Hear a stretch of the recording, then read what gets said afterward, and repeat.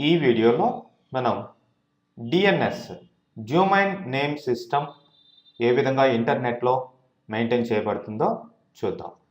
ఈ domain name system అనేది ఇంటర్నెట్లో ఉన్న ఇన్ఫర్మేషన్ని ఈజీగా క్విక్గా యాక్సెస్ చేసేదానికి ఉపయోగపడుతుంది.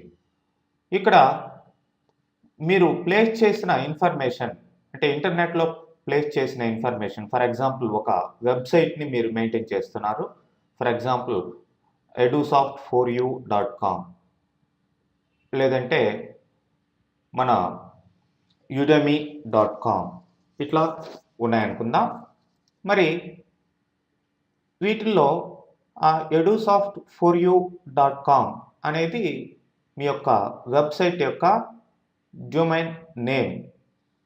మరి ప్రతి డొమైన్ నేమ్కి కూడా ఒక ఐపీ అడ్రస్ అనేది, ఇంటర్నెట్ ప్రోటోకాల్ అడ్రస్ అనేది ఇవ్వడం జరుగుతుంది.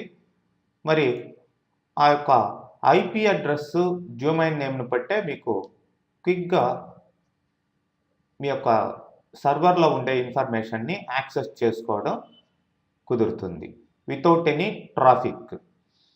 మరి ఈ యొక్క ఇంటర్నెట్ ప్రోటోకాల్ అడ్రస్ అనేది ప్రతి నేమ్కి కూడా అసోసియేట్ అయి ఉంటుంది కాబట్టి జనరల్గా ఇది 32 బిట్స్ లేదంటే 4 బైట్స్ లాంగ్ ఉంటుంది.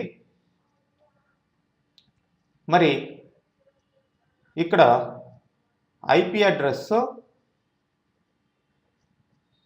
నెట్వర్క్ కాంపోనెంట్, హోస్ట్ కాంపోనెంట్ ఇట్లా 2 కాంపోనెంట్స్గా కలిగి ఉంటుంది. మరి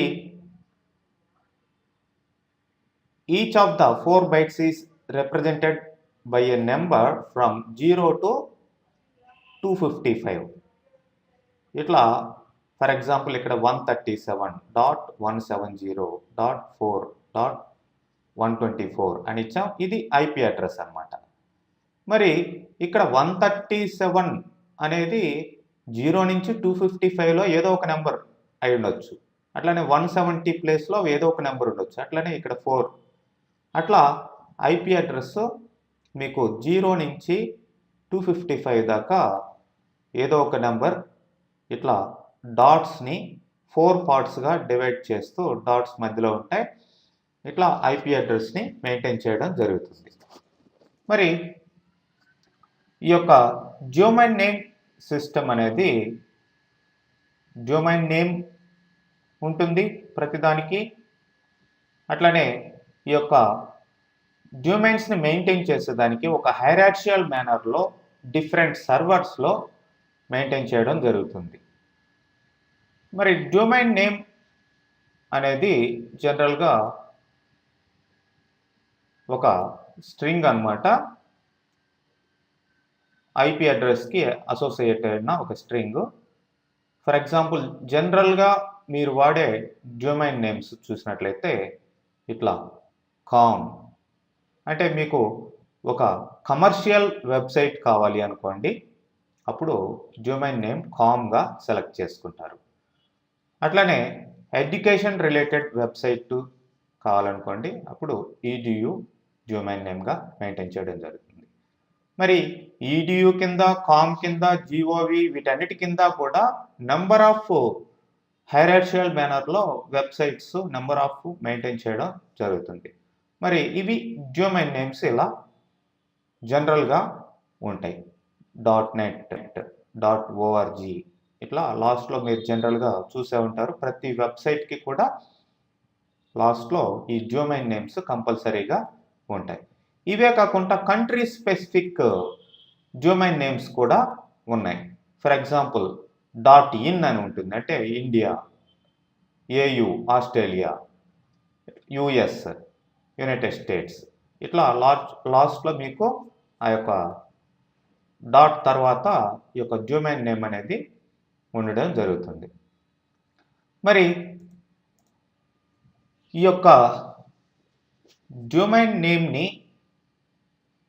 మనం యూజ్ చేయాలి అంటే యూఆర్ఎల్ ద్వారానే యూజ్ చేయొచ్చు. యూనిఫామ్ రిసోర్స్ లొకేటర్ యూఆర్ఎల్ అంటే నథింగ్ బట్ ఒక వెబ్సైట్లో ఉన్న ఇన్ఫర్మేషన్ని యాక్సెస్ చేయాలంటే దానికి అడ్రస్ కావాలి. దాన్నే యూఆర్ఎల్ లేదంటే వెబ్ అడ్రస్ అని చెప్పేసి అంటారు.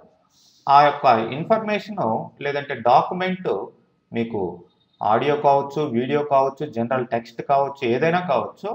మీకు పర్టికులర్ యూఆర్ఎల్ ద్వారానే యాక్సెస్ అవుతుంది. ఫర్ ఎగ్జాంపుల్ ఇక్కడ www.edusoft4u.com అని చెప్పేసి అన్నా. ఇక్కడ index.html లేదంటే సమ్ అదర్ ఫైల్ ఏదన్నా ఉందనుకుందాం. మరి ఇక్కడ edusoft4u అనే వెబ్ సర్వర్లో ఈ యొక్క index.html అనేది ఉంది. లేదంటే ఇంకొక సబ్ డైరెక్టరీలో ఉంది అనుకోండి. అప్పుడు ఆ సబ్ డైరెక్టరీ నేమ్ /index.html ఇట్లా దీన్ని యూఆర్ఎల్ అని చెప్పేసి అంటాం.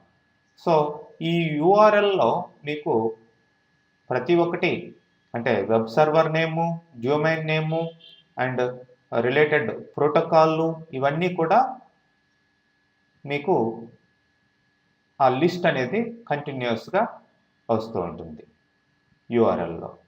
ఈ యూఆర్ఎల్ని బట్టి మీరు ఆ యొక్క బ్రౌజర్లో కావచ్చు ఎక్కడైనా సరే ఆ యొక్క యూఆర్ఎల్ ద్వారానే ఇన్ఫర్మేషన్ని యాక్సెస్ చేయడం జరుగుతుంది.